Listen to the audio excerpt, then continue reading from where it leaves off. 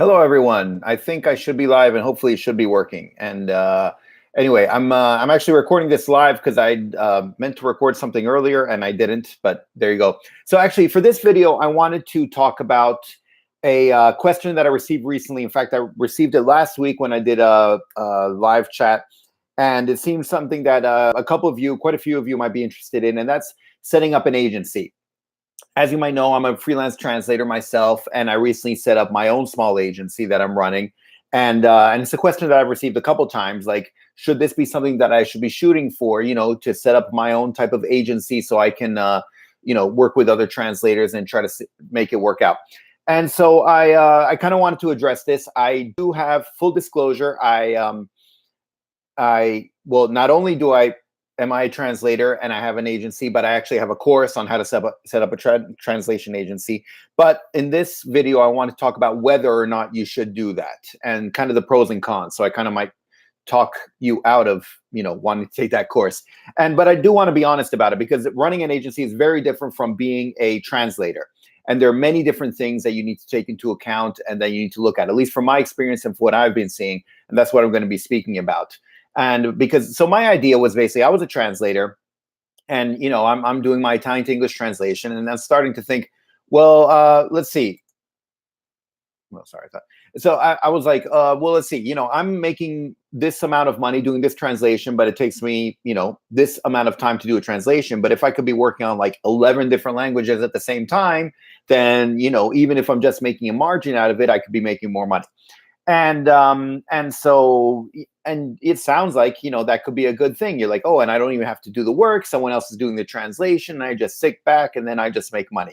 And so this is kind of, I think, the idea that people have. This is kind of the idea I had. And I knew there's more behind it. There's project management and all that. But I kind of wanted to see if it was possible and if it was worth it.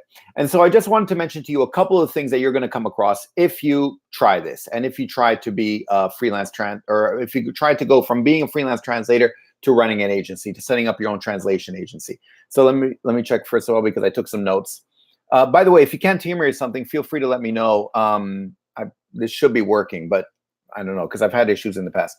Anyway, so first of all, when you're setting up an agency, there are a couple things you need to keep in mind. First of all, you won't be doing translations, and your whole background is as a translator, and that's what presumably, you know how to do translations back and forth and what's involved, but you aren't doing translations. And in fact, you're dealing with languages that you don't even know.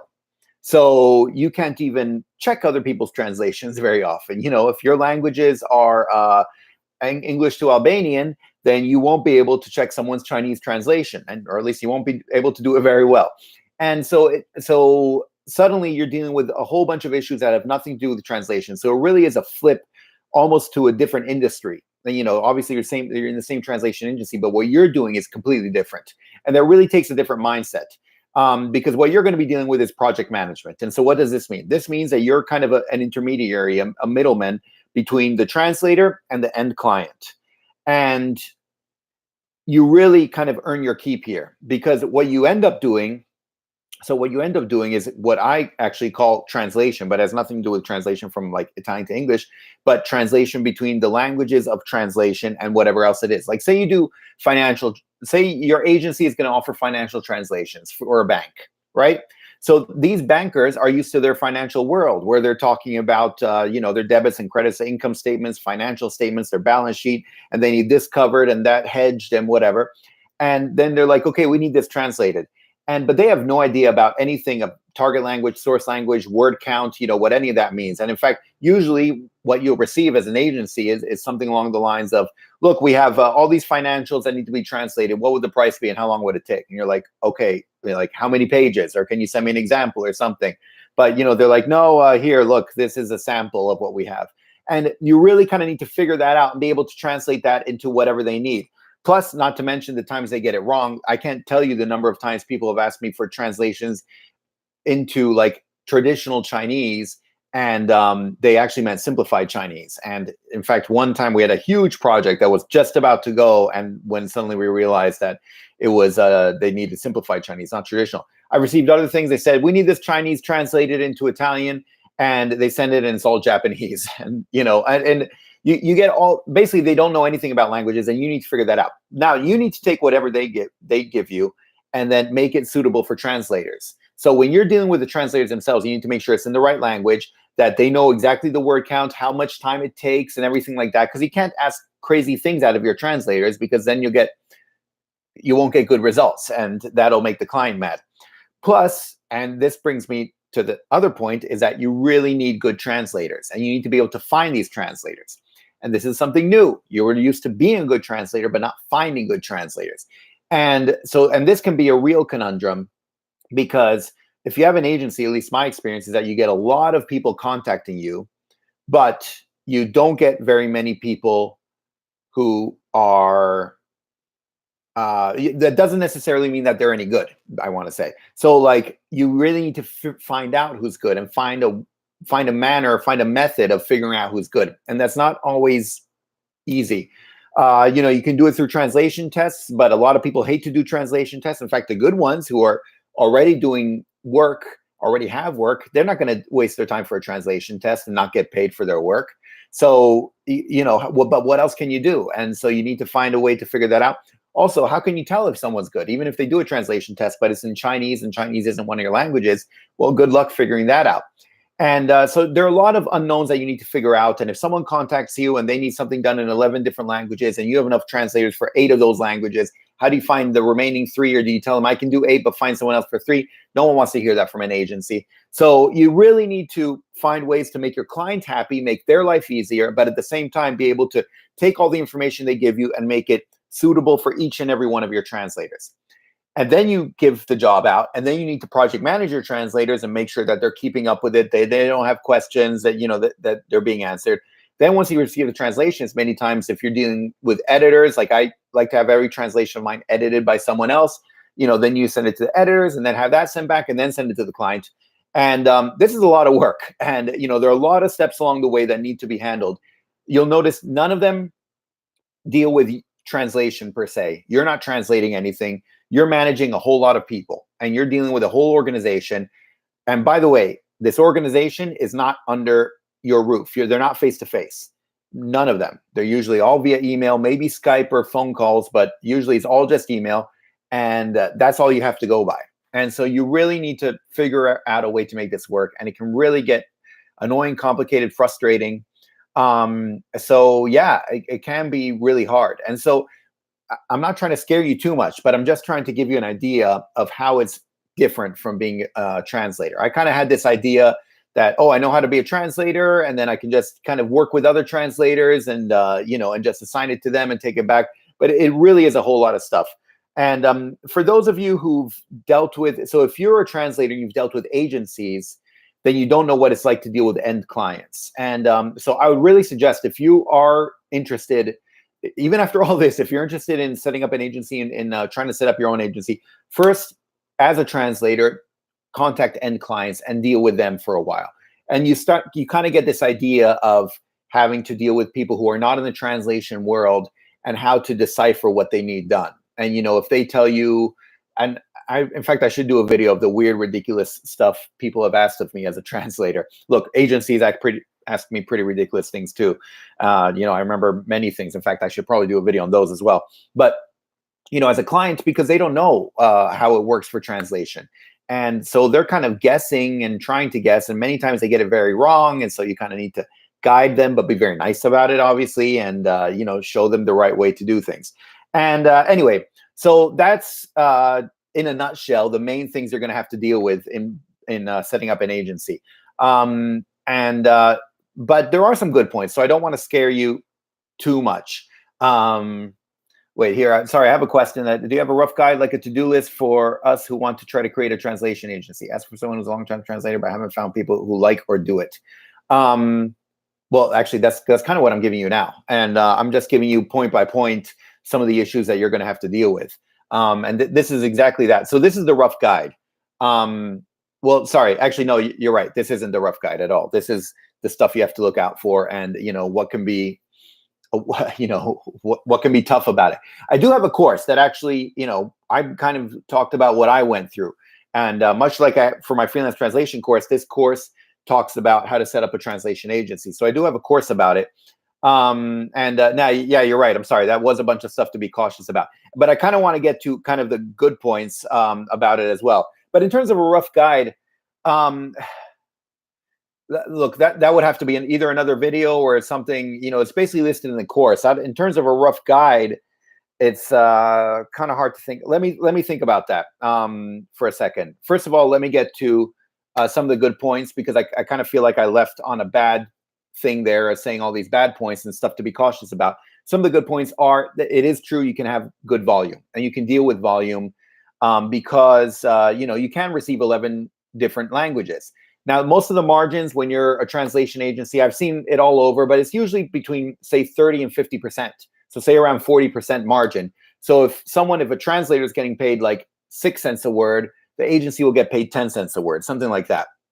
So if you have a job where it's $1,000, the agency gets $1,000, pays 600 to the translator, and they make 400, then that's okay. But if they have 11 different languages where they can do that, then that's 400 times 11, $4,400, and that's not bad. And so it is a lot of work, especially to set it up and try to figure it out. But once you can get it going, then it can be good, because then you can start working the volume and you can start working the margins there a bit more. So yeah, I will share a link. You're right, and I should do that. And I'm so bad at like marketing my stuff, but I will share a link. Anyway, I kind of just wanted to give an idea. And while I'm here, a rough guide I would say is to the way I did it, at least, just to kind of help you out a bit, is I expanded organically. And what I did was so what happened with me basically was I was working with translators with translation agencies who needed stuff done and from me, and they liked me as an Italian to English translator, stuff like that. And then this one agency just asked me like, oh, can you handle French to English as well? And I'm like, I know a good French to English translator. I even told them, and they're like, look, we don't want to deal with it. Can you deal with him and do all that? And so I did that. And then that kind of got me thinking, well, maybe I can make this work out. And, because I know other translators who are good and I can do this as well. And so I started doing that. And at the beginning, I was very transparent about everything. I was like, oh, I'm working with this other person. And so the next time I had Spanish and French. And I just worked as an intermediary and kind of project managed the whole thing. And I even told the translators, I'll be acting as an agency middleman. And they're like, sure, whatever. I just, do my work and my translation. I'm happy with that. And I did some other deals, like with this German translator. I did a thing where where he was handling translations and he kind of paid me a kickback because he dealt originally with a client or something. Anyway, those were kind of variations that I don't need to get into. But anyway, it started kind of organically. And that's when I wanted to see, can I sort of make an agency with this and, grow it a bit more with the translators that I know. And and then that's how it started going. It didn't really pick up much until I started adding Chinese to it. I won't lie. And I was lucky that I was in Taiwan for a while, so I had access to local translators that I did get to meet face to face in the area, and that kind of picked it up for me. But yeah, that's how it started out for me. You can make a course about it, cover business side of starting the business translate. I do have a course about it, and I'm really bad about sharing the link. Here, I'm gonna get the link right now and share it with you. In fact, I'll get a promo code for you guys, so it's cheaper than what they offer there automatically. For a new agency, where to find cheap translators? So I don't find cheap translators. Usually, I'll even post stuff on Pros. I've shared it where I post stuff on pros.com or anything like that. But usually the translators I end up dealing with are higher paid. So my margin might be a bit less, but I know that if it works out, I have a long-term client and long-term translator I can work with. And to me, that's worth it. Absolutely. Otherwise, I'm searching for new translators all the time. Clients aren't happy. I'll have to search for new clients all the time. So in my experience, at least, it's always been better to kind of have better translators. The best translators I've found are ones that I've worked with before. Some, who sign up on my database on my website or just on pros.com. I find pros.com has better translators than Upwork and stuff like that. So that's what I try to do these days. So here, let me get you a link to that course, and I should have at least offered it. I'm really bad at this marketing stuff, but yeah, and I see there is some interest in this, and so I do want to I'm very happy to talk about it because, it's stuff I'm going through right now. And so I'm happy to do so. Here, let me get the link and I'll create a new thing. And basically, so what I do is whenever I offer the coupon, because Udemy controls it, I offer it for the cheapest price I can do it. And so that's what I'm doing now. So that's why if you get the coupons from me for my courses, they're always cheaper than what you get from Udemy. I'm just amazed that people still get it from Udemy many times and end up paying more. Yeah.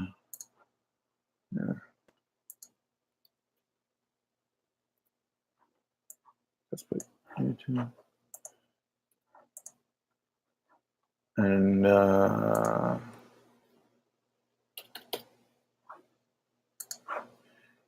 we go. Sorry, I'm trying to. Got it. Okay, so I'll copy it here, and feel free to check it out, and and see if it's for you or not. It's obviously no pressure.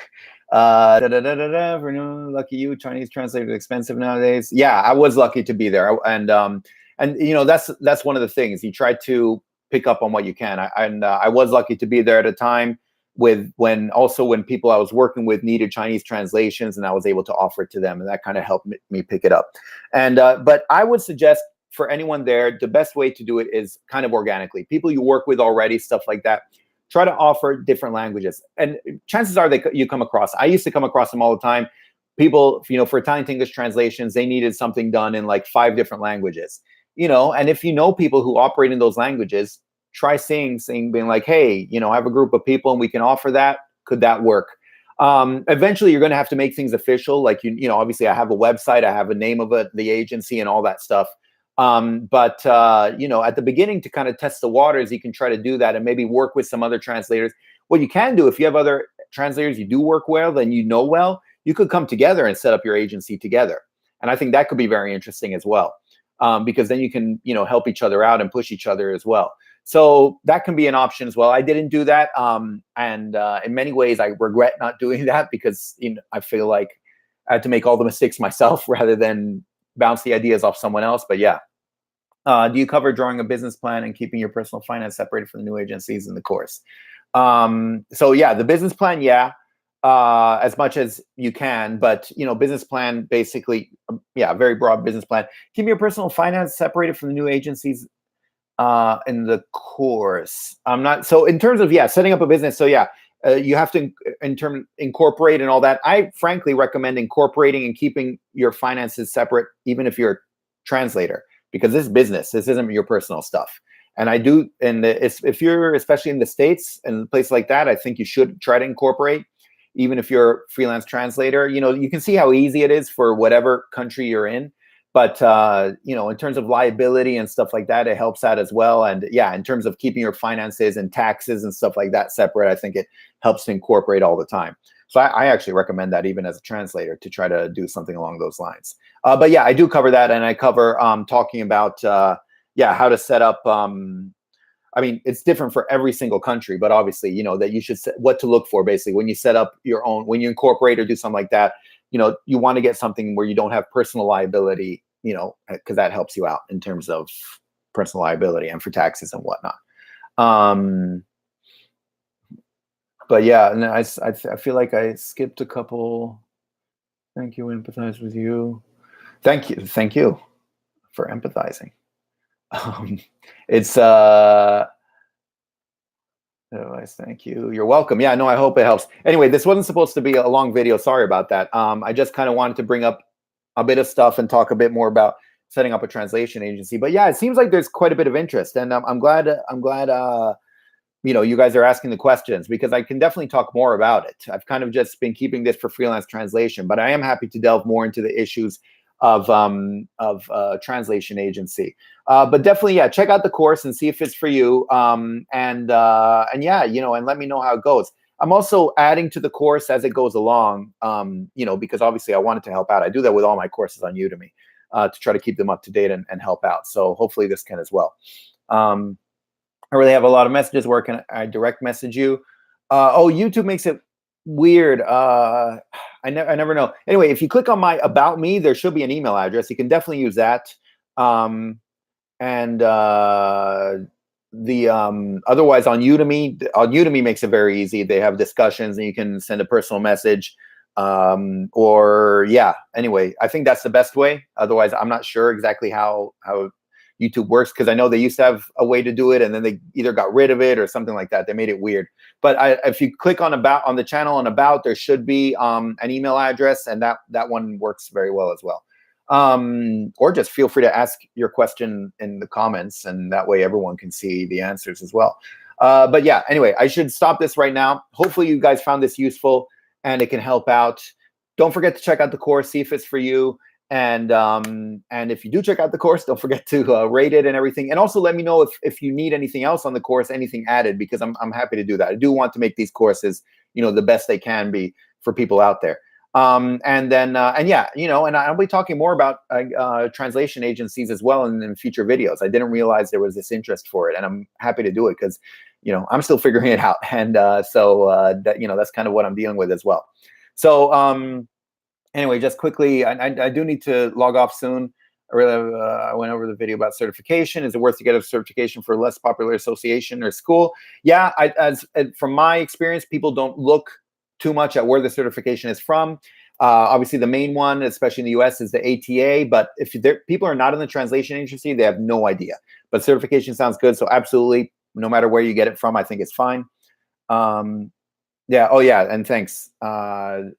It's for a bit of proof, but it's not that important. Yeah, and that's true as well. It is not that important. If people want a certification, it doesn't matter where it's from, but you can definitely get by without a certification. I did for a long time with no certification, and it was fine. And in fact, for ATA, I'm not even a paying member anymore of ATA because it wasn't helping all that much to me. So, it is on a case-by-case basis. I wouldn't worry too much about it, though. You're right. The Tatum Derin, Tatum, sorry, and I know I'm mispronouncing everything, is correct about that. Anyway, thanks again for watching. I'll see you in the next video. I have to go now. Hopefully you find this useful. And yeah, I'll see you next time. Okay, thanks. Bye. Savedum.